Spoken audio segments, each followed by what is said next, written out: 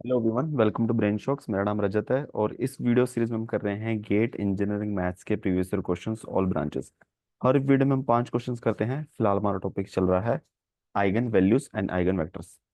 तो first question है इस वीडियो का, फॉर द मैट्रिक्स, एक मैट्रिक्स ये P, one of the eigen values equal to -2, which one of the following is an eigen vector. ठीक है, तो -2 के कोरस्पॉन्डिंग कौन सा आइगन वेक्टर है। ठीक है, तो जैसे उसके लिए हमें क्या करना पड़ेगा, lambda I minus P into x is equal to 0। Lambda की वैल्यू कितनी है, 2। तो 2, तो बेसिकली जो ये मैट्रिक्स बनेगी लेमडा आई माइनस पी बनेगी -5, 2, -2 और 0, -2 0, यहाँ -1 0 0, -2 -1 -3। ठीक है, ये चेक कर लेना, कंफर्म कर लेना। और यहाँ पे आएगा x1 x2 x3।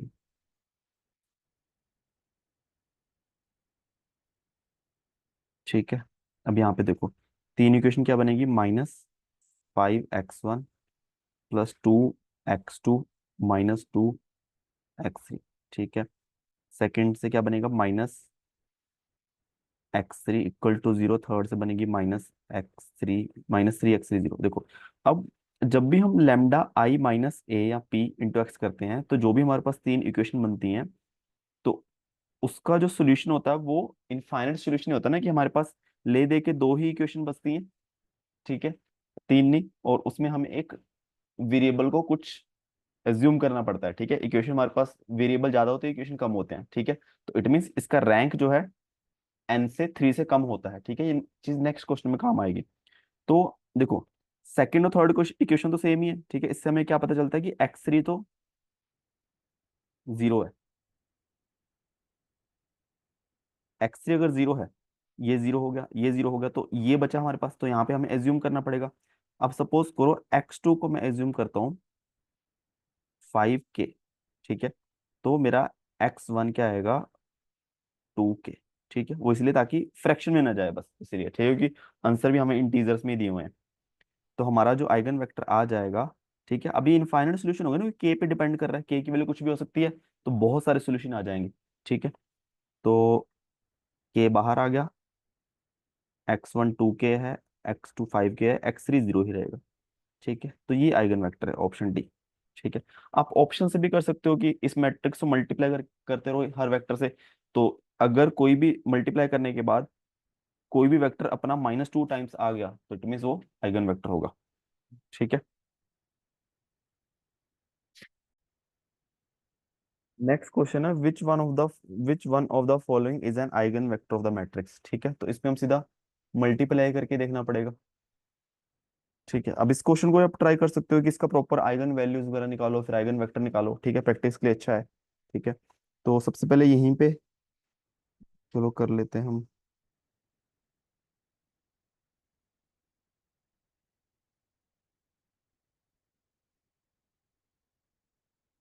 5 0 0 0 5 5 0 0 0 2 1 0 0 3 1।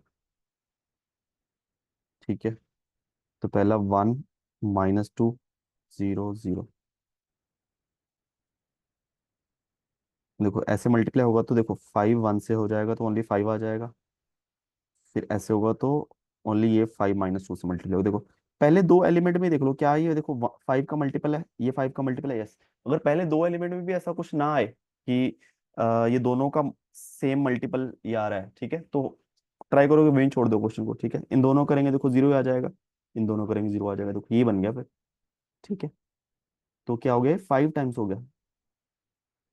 तो बेसिकली ये आइगन वेक्टर होगा और उसकी कोरिस्पॉन्डिंग आइगन वैल्यू क्या होगी, 5 होगी। ठीक है, तो ऑप्शन ए आ जाएगा।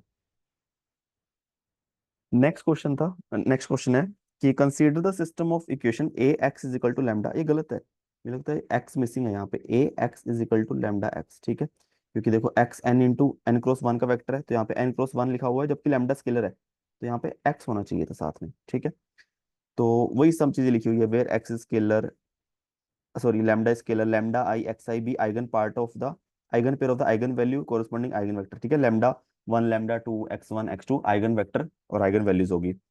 और रियल मैट्रिक्स है ए।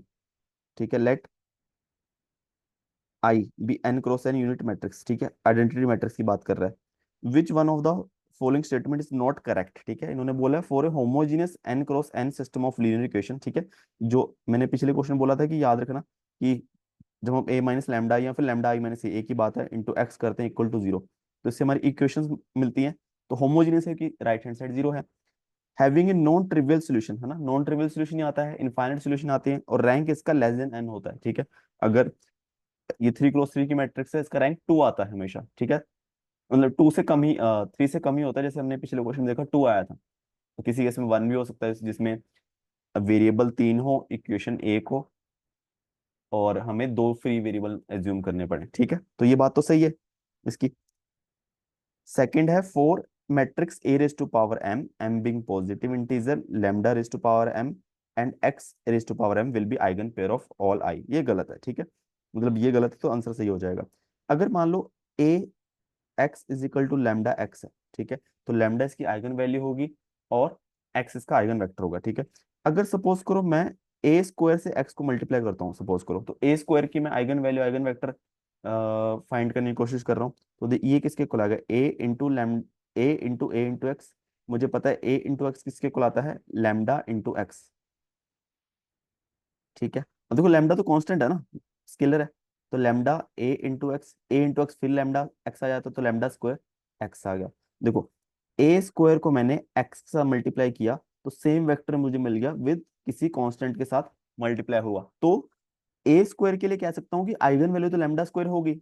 अगर ए की आइगन वैल्यू लैम्डा है, ए स्क्वायर की लैम्डा स्क्वायर होगी, बट आइगन वेक्टर सेम ही है। ठीक है, तो ये नहीं होना चाहिए। ठीक है, अगर आप स्क्वायर करो क्यूब करो, आइगन वैल्यू स्क्वायर क्यूब हो जाएगी, आइगन वेक्टर वही रहेगा। ठीक है, ऑप्शन सी है a transpose is equal to a inverse then lambda i is equal to 1 for all i. इसका मतलब है कि ए मैट्रिक्स ऑर्थोगोनल है ना, a into a transpose is equal to identity matrix. तो यहाँ पे आई थिंक ये मोड का साइन हो तो बेटर है। ठीक है, तो ये सही है। फिर नेक्स्ट है a transpose is equal to a, यानी कि सिमेट्रिक मैट्रिक्स होगी, तो सिमेट्रिक मैट्रिक्स की आइगन वैल्यूज रियल होती है, तो ये भी बात सही है। ठीक है, तो ऑप्शन बी इसका करेक्ट आंसर है। नेक्स्ट क्वेश्चन है given the matrix eigen vector is, तो मल्टीप्लाई करके देख लेते हैं सबको। ठीक है, -4 2 4 3। ठीक है,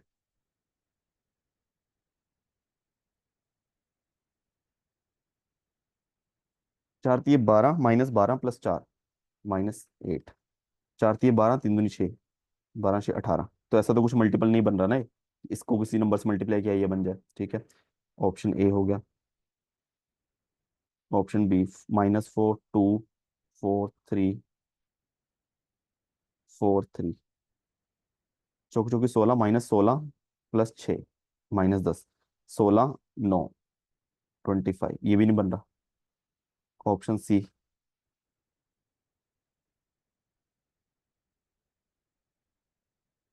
2 - 1। ठीक है, 4×2 = 8 और -10 4×2 = 8 + 8 -3 +5। ठीक है, अब ये मल्टीपल हो गया, ये -5 से मल्टीप्लाई होके ये बन रहा है ना। ठीक है, तो ये आइगन वेक्टर है और इसकी कोरस्पॉन्डिंग आइगन वैल्यू क्या है, -5। ठीक है, अब देखो ये तो सिंगल चॉइस करेक्ट आंसर है, तो इसलिए आगे चेक करने की जरूरत नहीं है। जब हाँ ऑब्वियसली अगर MSQ है तो सब सारे ऑप्शन चेक करने हैं। ठीक है, और अब इसकी हम आइगन वैल्यू भी चेक कर लेते हैं, क्या बननी चाहिए। देखो λ1 + λ2, ये -1 होना चाहिए। ठीक है, सम -4 + 3, और इसका मोड क्या होना चाहिए, -12, 4×2 = 8 -8 -12 -20। ठीक है, तो लैम्डा एक तो -5 ही है, तो सेकंड ऑब्वियसली 4 होनी चाहिए ना। ठीक है, तो ऑप्शन सी। नेक्स्ट क्वेश्चन है what are the eigen values of the following 2×2 matrix. देखो सम क्या होना चाहिए आइगन वैल्यूज का, 2 + 5 7 होना चाहिए, तो उसके लिए ऑप्शन ए और डी गलत हो गए। मोड क्या होना चाहिए, मल्टीप्लाई होना चाहिए इसका डिटर्मिनेंट, 5×2 = 10, 10 - 4 6। ठीक है, प्लस करके 7 आना चाहिए, मल्टीप्लाई करके 6 आना चाहिए, तो ऑप्शन बी आ जाएगा।